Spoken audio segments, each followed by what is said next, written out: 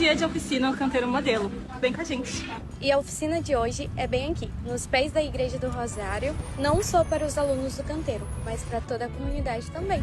E antes de tudo, para fazermos uma boa oficina, precisamos dos equipamentos de EPIs.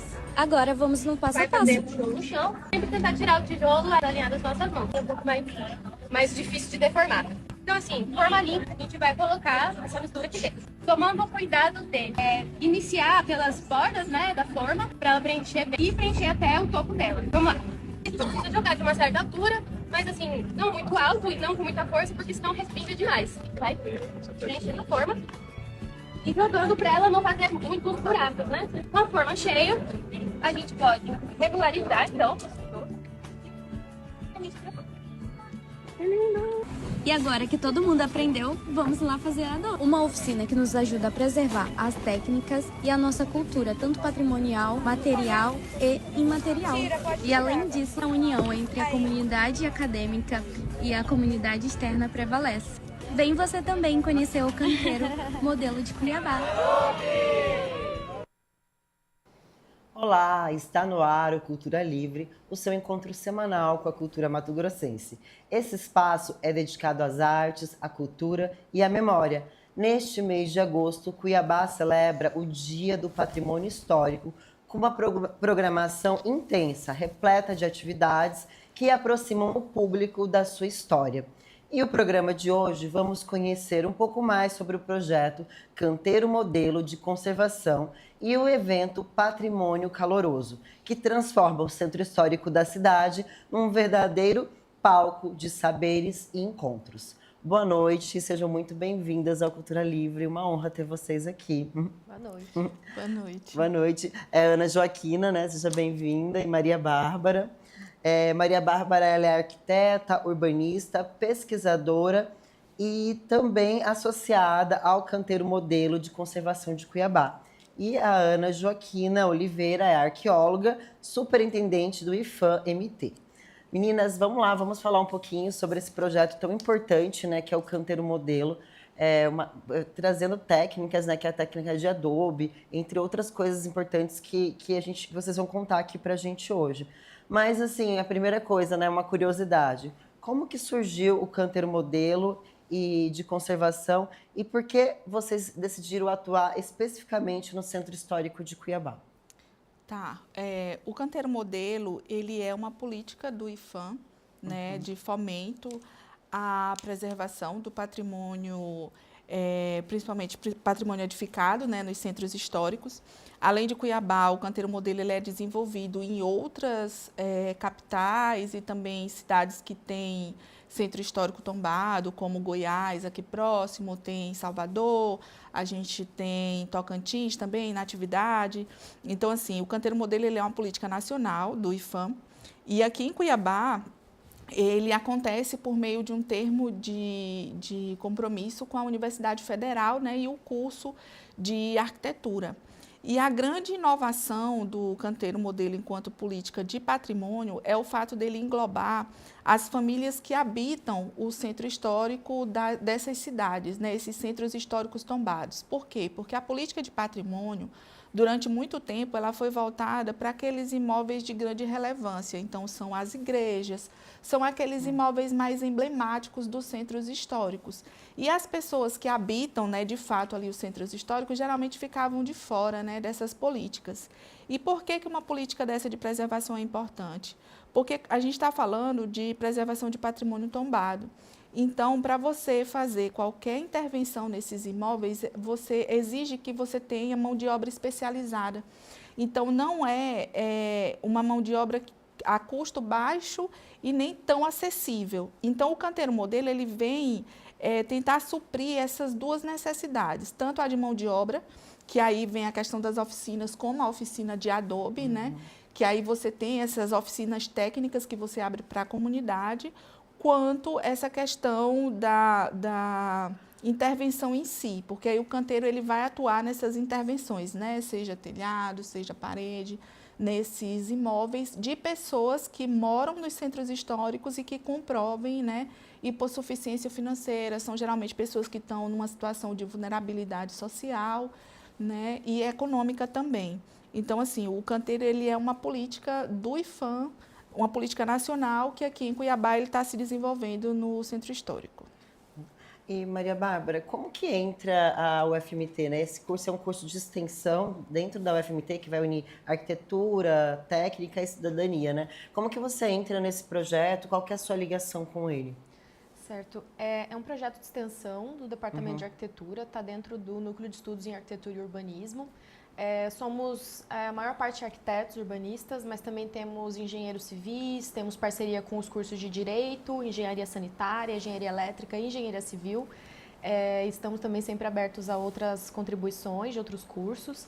E eu venho parte porque eu me formei na universidade, logo em seguida comecei a trabalhar no campo do patrimônio cultural e estava também professora substituta lá no Departamento de Arquitetura e o canteiro surge como essa política muito inovadora que une várias frentes de trabalho que a gente já vem lutando bastante para conseguir, né, estruturar enquanto política, né? Então, eu sou pesquisadora associada.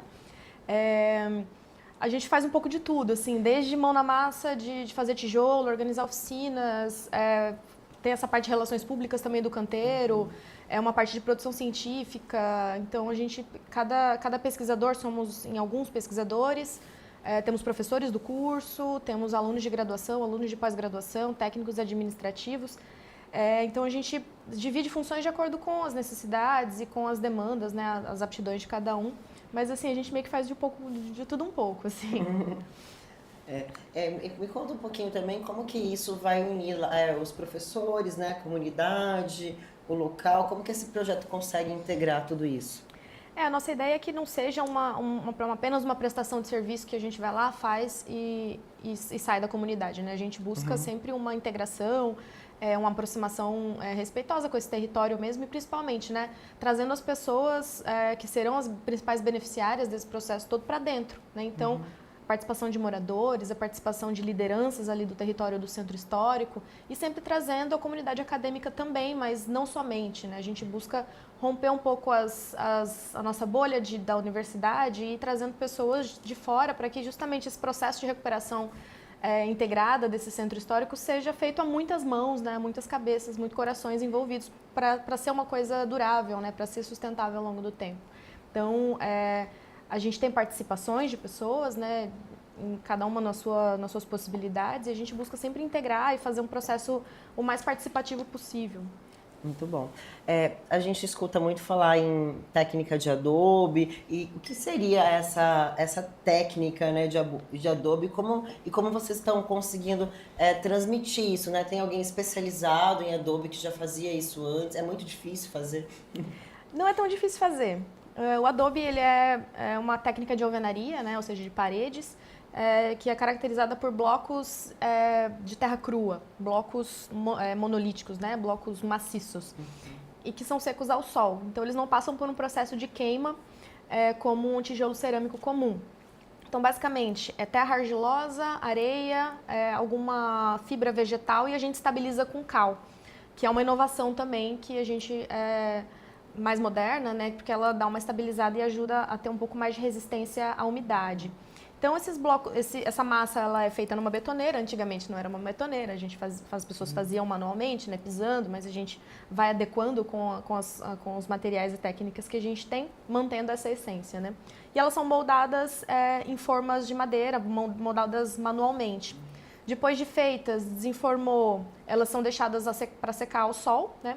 Por isso que a gente chama que é uma tecnologia de terra crua, né? Porque ela não passa pela queima. E aí, em alguns dias, ela já pode ser virada para ela continuar secando em todos os lados e em mais ou menos 2 semanas ela já pode ser assentada numa parede.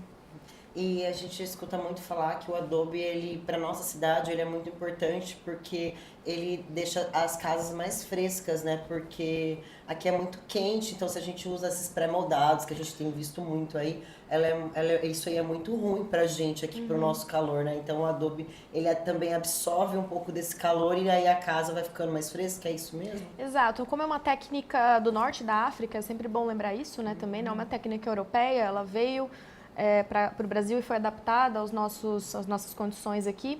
Ela é uma técnica que responde a um clima extremo tanto quanto o nosso. Então, sim, o Adobe, a terra crua, de uma forma geral, ela tem um comportamento térmico bem interessante, né? Então, ela tem uma inércia térmica justamente pelos componentes, né, as características da Terra, e por ser blocos maciços, geralmente com paredes largas, né? E está associado isso também a outras características dessa arquitetura colonial, né? Então, também é uma resposta muito válida, né? Muito eficiente do ponto de vista ambiental, né? E como eu disse, né? O adobe ele é feito sem queima. E a gente, por exemplo, nas oficinas, a gente está usando a terra de próprias paredes que foram arruinadas. Então, a gente está reciclando esse material praticamente sem carbono nenhum e ele pode ser reciclado. Então, é algo é uma tecnologia ancestral muito eficiente. Muito eficiente. Ana Joaquina, conta um pouquinho mais pra gente de como que está sendo também a participação do IPHAN dentro desse projeto, né? O que ele tem feito. Conta aí pra gente um pouquinho. Então, o IPHAN ele tem acompanhado, né, essas políticas, tem feito também, dentro do possível, a divulgação, né, para que as pessoas façam inscrição. Acho que é importante a gente dizer que a inscrição do Canteiro Modelo ela pode ser feita a qualquer tempo, né? A gente tem o Instagram do Canteiro Modelo, tem o pessoal do Canteiro Modelo que está sempre lá pelo Centro Histórico. Então, assim, as pessoas que se enquadram, né, dentro dessas características, né, que são abrangidas pelo projeto, elas podem estar se candidatando.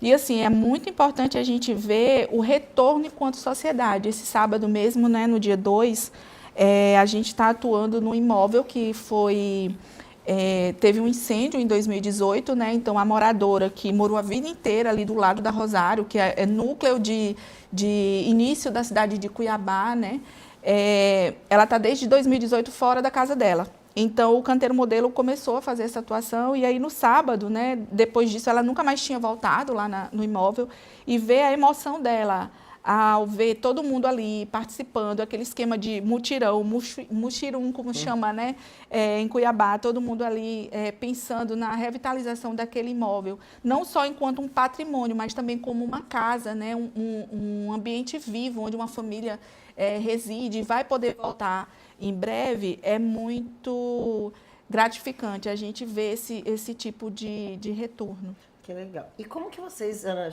Joaquina, escolheram as casas, as famílias para serem atendidas pelas ações do canteiro?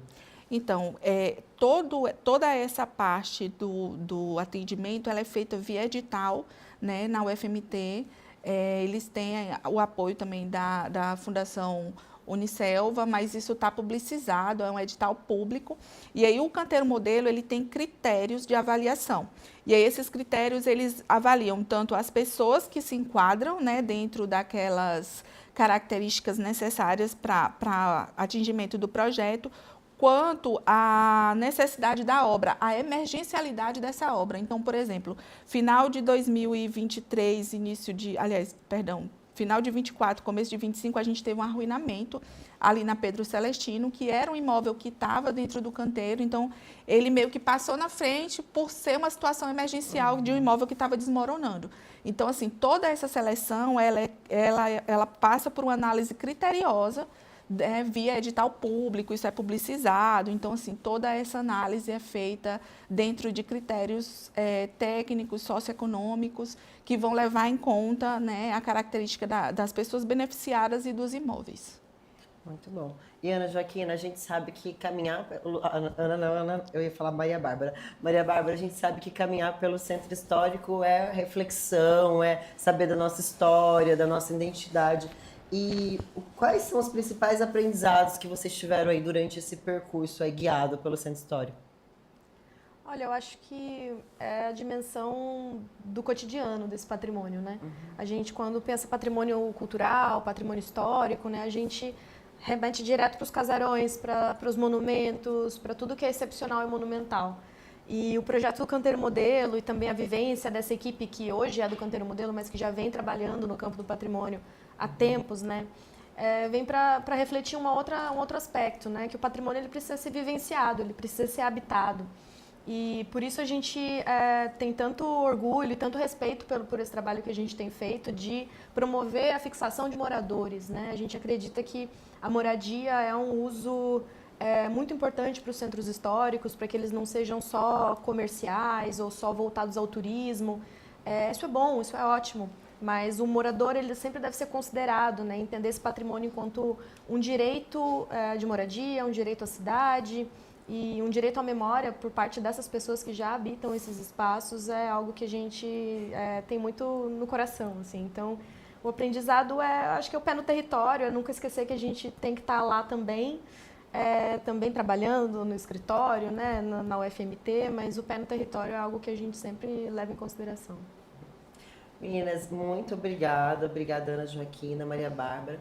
No próximo bloco, a gente volta aqui para falar um pouquinho sobre o patrimônio caloroso. E a Maria Bárbara continua aqui com a gente e a gente se despede agora da Ana Joaquina. Até mais, até logo. Fica com a gente que no próximo bloco tem mais Cultura Livre.